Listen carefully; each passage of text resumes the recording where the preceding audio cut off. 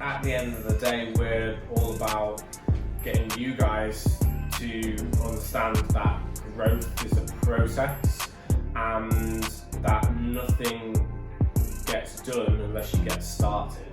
So if you're prone to procrastination, if you're prone to overthinking, if you're prone to, well, what if I sound stupid? What if I mess up a line? What if the lighting's not right? What if the video's not right? It's all relative at the end of the day. If you don't put stuff out there, nothing happens. If you don't take a step forward, nothing happens. If you don't shout, no one can hear you. Exactly. So it's more about the main message, just get shit done. Like, in a nutshell. Yeah. Don't wait, just get it done, even if it's crap. Yeah. First podcast, probably going to be rubbish. 100th one should be better. I mean, I think we'd be a bit delirious if we had imagined it would go completely perfect. Yeah. You know, it just doesn't work out that way, does it? No. I noticed when we was watching it back as well, where we was, obviously we was in like the outdoors, we had a bit of an echo, but we were still clear. I wear hats. I had shadows on my face, but if I didn't wear a hat, I just had a shave, so the light would probably blind you. You wouldn't see anything anyway. So as much as it is for my benefit as it is for yours. So when it rains, it pours. Now my concept on that is, when it rains, does it really pour? I mean, it's like a couple of buzzwords in there. You know, when it rains, it pours. It's really cute to say it, and it's really cool, and you know, everything. But when you're actually going through certain situations, it's awareness on how to break that cycle. Yeah. Because when it rains, it pours. So like, obviously, when something bad's going down, you carry on the feelings you had in that situation and bring it forward to other situations with that bad energy, and that's where people sort of look externally to find fault in how they're going about their daily lives. I think when you, like, I know yourself, like me, has read a lot. I like to read autobiographies of successful people, and a lot of the stuff is kind of like principle based. And one of the key features that I've seen a lot of successful people do is they have a very structured first 10 minutes to hour of their day. So what does your average person do, right? Wakes up, jumps on their phone, goes on social media, goes on the internet, and starts filling their brain with negativity. Don't know if you've noticed this, but I have recently. Facebook is full of whinging, moaning, just, oh my God, like, the world is so unfair, the immigrants are coming to take all our jobs, oh my God, my cat just brought it, whatever it is, it's just negative. It's people going on there to have a moan. And when you spread it to everybody else. Yeah, exactly. And when you then go onto the news, again, it's negative. What you've got to remember is mainstream media is about capturing your attention. And we as animals will focus on the negative more because it's built into us to do so. When we were running around in the grasslands, we weren't top of the food chain. We weren't the apex predator. There was something bigger and badder out there that wanted to eat us. So the way our ancestors survived was to be able to, those negative things be brought to our attention very quickly. So what you're saying is then the modern civilization has changed as we act as human beings. We forget that what we was actually structured, built for. There's not that much out there anymore that can kill you instantaneously. Right, no sort of immediate danger. When I walk out the door, there's not going to be a T-Rex walking down the street that's just going to eat me. So that would be pretty cool. Yeah. Well, it's our society has moved on to the point where there's not that immediate danger anymore, but our brains and our instincts haven't. Yeah. So we fill our minds with this negativity at the beginning of the day, and then that stuff starts to self-perpetuate. People then go to work, they then drop the kids off at school, and that's important as well. I mean, I'm not a parent myself, but you might notice this as well through doing the school run and stuff. But if you're negative, there's some sort of sixth sense or energy about it that, especially kids, they pick up on it the most, don't they? They're more susceptible to. And they mimic it.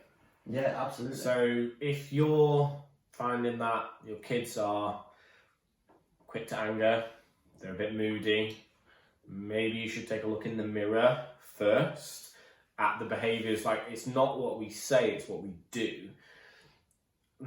I think it's something like 75% of human communication is non-verbal. Yeah. So if you tell, best example I've got of this is I was walking through town a couple of weeks ago, and there was this 3, maybe 4-year-old running around like an absolute lunatic, and he told his mum to F off. And she turned around and went, "You little kid, like, you don't effing swear." It's like that you're swearing at your child. They're going to copy what you're doing, not what you're saying, because you're swearing at them, they're going to think it's acceptable. Yeah. Well, getting back to my original point, is the most successful people structure the beginning of their day so that it is positive. They Les Brown says, like, don't give me any negative information until I've had time to read my scriptures and meditate and prep myself for the day, so they can get themselves into that positive mindset, and then they're buffered against all the negative things that are coming in because they've already. It's like force field. Yeah, it's like a shield. Yeah. But it's because they're actively choosing to do that, because they're consciously making the effort to fill the beginning of their day with positivity. It doesn't let that negative energy kind of creep in. Like, it always gets the best of us, but... Absolutely, yeah. And from my personal encounters to it as well, like, I've started to recognise that letting that negative energy will then, it just sort of multiplies throughout the day, and then you get to the end of the day and you're like, wow, what a day. So I've become aware that this was happening, so I made the change like that. For anything to change out there, I had to change something inside. So every morning now I write affirmations to myself, from myself. I know it sounds a little crazy, why is he writing to himself, like, but trust me, it works, because what you're doing is, for me, I'm a visual guy, so if I see, like, I'll write a couple of steps at what I do. So I have like these goals, and each day is like steps towards these goals. And if I write these steps down, I'm like, right, okay, so everything I do in that day pushes me that way. So anything that doesn't push me that way, it just goes by the wayside, whatever. It's negative energy, Facebook, whatever. So when it rains, it doesn't really pour. No. Because you can make a conscious choice to stem that flow. Yeah. So when it rains, you are consciously or unconsciously choosing to let it continue. One of the best things that I teach to a lot of my clients is mindfulness, because fear can only exist in the past or in the future. In the present moment, right in this moment now, if you are fearful, you're in danger, in which case don't meditate, because you're in danger. That's just stupid. Yeah. But fear in the present is danger. If you're in immediate danger, get out of danger. Like, that's what fear is there for. However, it can be replaced. Well, going back over an event that's already happened, you can't change that. You can overthink it. So let it go. So let it go. Just let it go. It's one of those things that if you can't control it, why let it bother you? If you're thinking into the future about all the different ways that said situation could also go wrong, again, if you've thought about 30 different scenarios for this same situation, only one of those can come true. And I can guarantee it's probably not going to be as bad as your worst case scenario. Right, so let's conclude this episode then, Donald. Yeah. When it rains, does it really pour? I think that's down to the individual, but the purpose of this podcast is just to make them aware that it is an internal shift that needs to happen. It all starts with you, and then everything external will follow. And we just wanted to make sure that everyone is aware that they have the power to do that. Yeah. As we have found out for ourselves. Definitely. And then just passing on that knowledge to everyone that might be struggling or looking for a way out or a way forward, should I say. So yeah, on that note, we'll leave that episode there, and then obviously the next one will be due next week. And then just say thank you to the sponsors supporting the Talk Show podcast, Studio Brand, DHBT Fitness. And obviously, if you can give us a like, if you've enjoyed the content, comment, if you want to say anything that we've done poorly, anything you'd like to see improve, and we'd love it if you hit the subscribe button as well, so that you'll see all of our content kind of as it comes out.